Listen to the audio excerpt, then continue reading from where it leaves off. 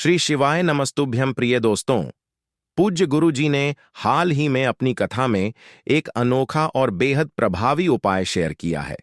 उन्होंने कहा कि अगर आपके जीवन में धन की कमी हो, समस्याएं चारों तरफ से घेर रही हों या कोई भी काम सफलता की ओर ना बढ़ रहा हो, तो इस उपाय को अवश्य करें। यह उपाय इतना खास है कि केवल एक बार करने से आपके जीवन में सकारात्मक बदलाव आ सकते हैं।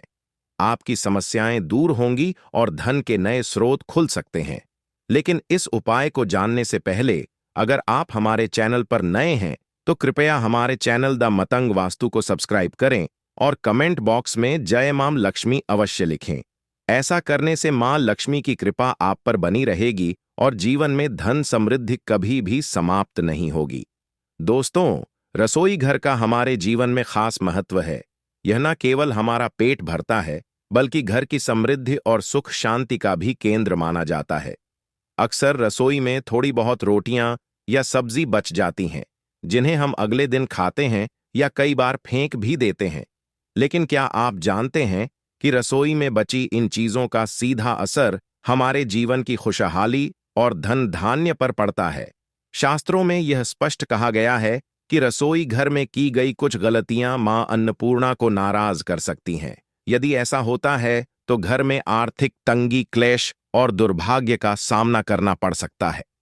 इसलिए इन गलतियों को अनदेखा ना करें। जिस घर में मां अन्नपूर्णा प्रसन्न होती है, वहां धन धान्य की कभी कमी नहीं होती। देवी देवताओं की कृपा बनी रहती है और हर कार्य में सफलता मिलती है। लेकिन यदि रसोई में अनजाने में भी गलतियां होती हैं, तो मां अन्नपूर्णा का वास उस घर से हट जाता है। दोस्तों, कोई व्यक्ति यदि जीवन में सफलता प्राप्त करना चाहता है, तो उसके लिए सबसे जरूरी है उसका स्वास्थ्य। जब शरीर स्वस्थ होता है, तो व्यक्ति अपने लक्ष्य को आसानी से प्राप्त कर सकता है। शास्त्रों के अनुसार, यदि आपका रसोई घर साफ सुथरा और व्यवस्थित है और उसमें गलतियां नहीं होती हैं, तो मां अन्नपूर्णा आपसे प्रसन्न होती हैं और आपको धन धान्य से मालामाल कर देती हैं। तो चलिए जानते हैं कौन सी हैं वे गलतियां जिनसे बचना चाहिए। लेकिन उससे पहले दोस्तों, आपसे अनुरोध है कि इस वीडियो को लाइक करें, अपने दोस्तों के साथ शेयर करें और यदि आपने अभी तक चैनल द मतंग वास्तु को सब्सक्राइब नहीं किया है तो सब्सक्राइब जरूर करें और बेल आइकॉन को दबाना ना भूलें। नंबर 1, कई महिलाएं खाना बनाने से पहले स्नान नहीं करती या हाथ पांव नहीं धोती। खाना बनाते समय इधर उधर जैसे नाक या मुंह पर हाथ लगाना और फिर बिना हाथ धोए खाना बनाना भी एक बड़ी गलती है। ऐसा करने से खाना दूषित हो जाता है और ऐसे खाने से परिवार में बीमारियां बढ़ सकती हैं। माता अन्नपूर्णा नाराज हो जाती हैं और ऐसे घर में दरिद्रता का वास हो जाता है। इसीलिए सदैव स्वच्छ हाथों से खाना बनाएं। यह माता अन्नपूर्णा को अत्यंत प्रसन्न करता है। नंबर 2, शास्त्रों में बताया गया है कि जिस स्थान पर भोजन बनता है, वह जगह हमेशा स्वच्छ होनी चाहिए। यदि रसोई गंदी हो तो राहु केतु का बुरा प्रभाव पड़ता है और लक्ष्मी जी भी रुष्ट हो जाती है। ऐसे घरों में कमाने वाले व्यक्ति की आर्थिक स्थिति धीरे धीरे खराब होने लगती है। इसीलिए रसोई को साफ सुथरा रखें और गंगा जल से छिड़काव अवश्य करें। ऐसा करने से माता अन्नपूर्णा आकर्षित होती हैं और घर के हर सदस्य को कामयाबी मिलती है। नंबर 3, रसोई घर में धारदार चीजें अनावश्यक रूप से नहीं रखनी चाहिए। इससे परिवार में तनाव और झगड़े बढ़ सकते हैं। रसोई में 1 या 2 से ज्यादा चाकू या छुरी नहीं होनी चाहिए। ऐसे चाकू या धारदार चीजें जो काम में नहीं आती, उन्हें रसोई से हटा देना चाहिए। यह नकारात्मक ऊर्जा को आकर्षित करती है और घर पर बुरा प्रभाव डालती है। नंबर 4, रसोई के सामने जूते, चप्पल या झाड़ू पोछा कभी नहीं रखना चाहिए। ऐसा करने से माता अन्नपूर्णा नाराज होती हैं और घर को गरीबी का सामना करना पड़ता है। इसे शास्त्रों में पाप भी माना गया है। इसीलिए आपको कभी भी रसोई घर के सामने जूते, चप्पल या झाड़ू पोछा नहीं रखना चाहिए, क्योंकि यह अशुभ माना जाता है और माता अन्नपूर्णा नाराज हो सकती हैं। नंबर 5, रसोई में खाना बनाते समय महिलाओं को भोजन झूठा नहीं करना चाहिए। ऐसा करने से मां अन्नपूर्णा का अपमान होता है, जिससे घर में दरिद्रता आ सकती है और माता लक्ष्मी भी घर से रूठ जाती है। कई महिलाएं खाना बनाते समय नमक या मसाले चेक करने के लिए खाना छक लेती हैं। ऐसा करना अशुभ माना जाता है। अगर खाना छकने की जरूरत हो तो भोजन को किसी देवी कन्या या किसी पवित्र स्थान पर अर्पित करें, उसके बाद ही खाएं। नंबर 6, अगर बार बार खाने में बाल निकलते हैं तो इसे हल्के में ना लें। यह राहु केतु के बुरे प्रभाव का संकेत हो सकता है। खाना बनाते समय बाल खुले रखना अशुभ माना गया है। यह मां अन्नपूर्णा का अपमान है, जिससे परिवार को कई समस्याओं और बीमारियों का सामना करना पड़ सकता है। इसीलिए खाना बनाते समय हमेशा बाल बांध कर रखें। वास्तुशास्त्र के अनुसार रसोई घर में कुछ चीजें नहीं रखनी चाहिए, क्योंकि यह नकारात्मक ऊर्जा को बढ़ाती है। नंबर 1, रसोई में शीशा रखना अशुभ होता है। किचन में चूल्हा अग्निदेव का प्रतीक है और शीशे में चूल्हे की अग्नि का प्रतिबिंब दिखना वास्तु दोष माना जाता है। इससे घर में कलह, क्लेश और आर्थिक समस्याएं बढ़ सकती हैं। नंबर 2, कई महिलाएं गूंथा हुआ आटा फ्रिज में रखती हैं और अगले दिन उसी का इस्तेमाल करती हैं। वास्तुशास्त्र के अनुसार ऐसा करना सही नहीं है। गूंथा हुआ आटा रखने से शनि और राहु का नकारात्मक प्रभाव पड़ता है, जिससे जीवन में अनेक समस्याएं हो सकती हैं। नंबर 3, टूटे हुए बर्तन रसोई में नहीं रखने चाहिए। कई बार बर्तन अधिक प्रयोग के कारण टूट जाते हैं, लेकिन उन्हें घर में रखना अशुभ माना गया है। यह घर में नकारात्मकता फैलाता है और परिवार की प्रगति में बाधा बन सकता है। परंतु कई बार टूटे हुए बर्तनों का उपयोग करना लोगों की आदत बन जाती है। वास्तुशास्त्र के अनुसार यह बिल्कुल भी शुभ नहीं माना जाता। रसोई में कभी भी टूटे फूटे बर्तनों का उपयोग नहीं करना चाहिए। इससे परिवार में मतभेद और कलह बढ़ने की संभावना होती है। चलिए, अब जानते हैं कि बासी रोटी खाना आपके लिए कैसा हो सकता है।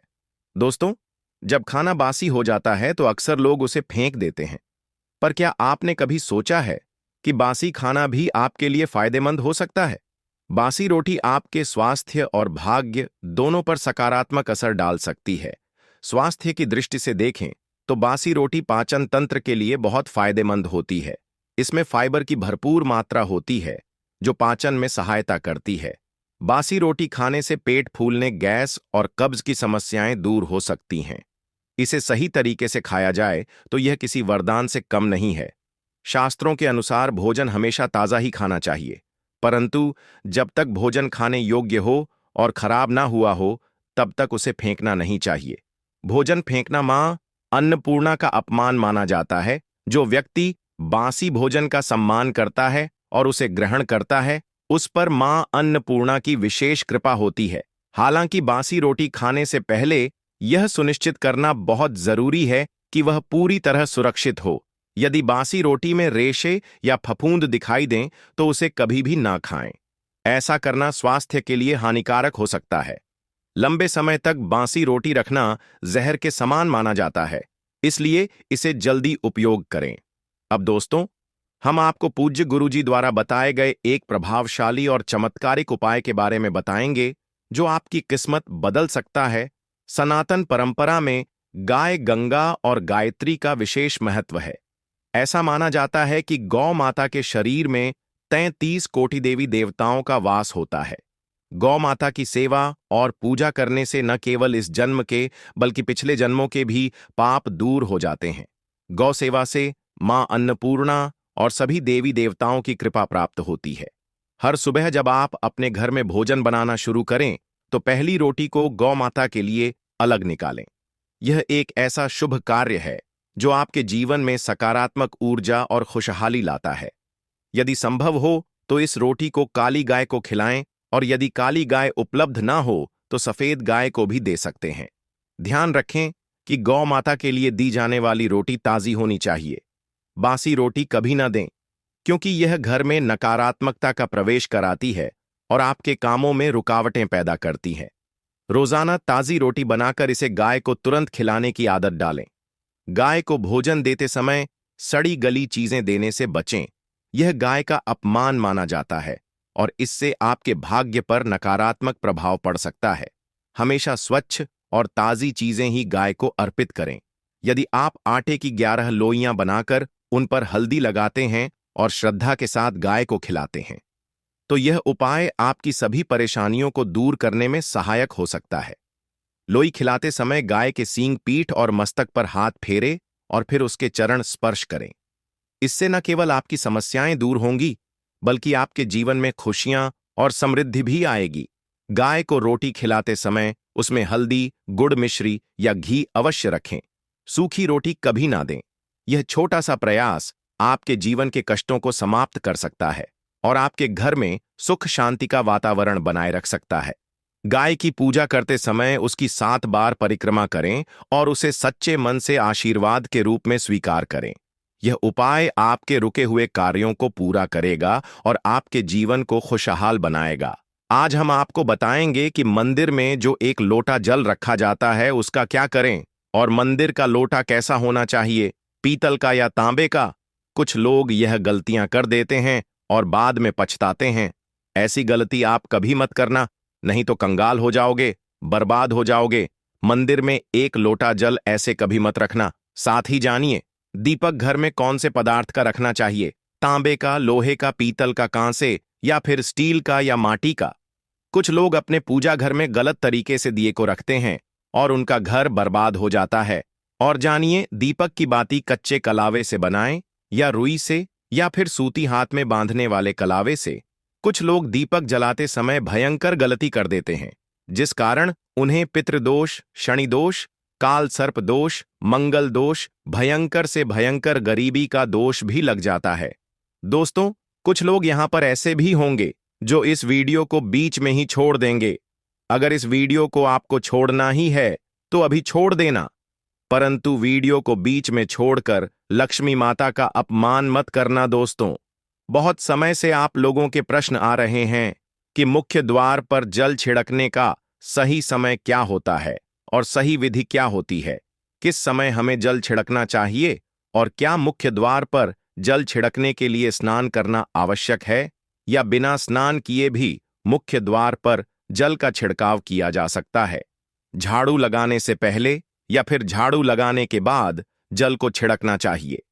एक और प्रश्न आया है कि क्या पीरियड्स में हम अपने घर के मुख्य द्वार पर जल का छिड़काव कर सकते हैं या मुख्य द्वार पर दीपदान कर सकते हैं और जल्द से ही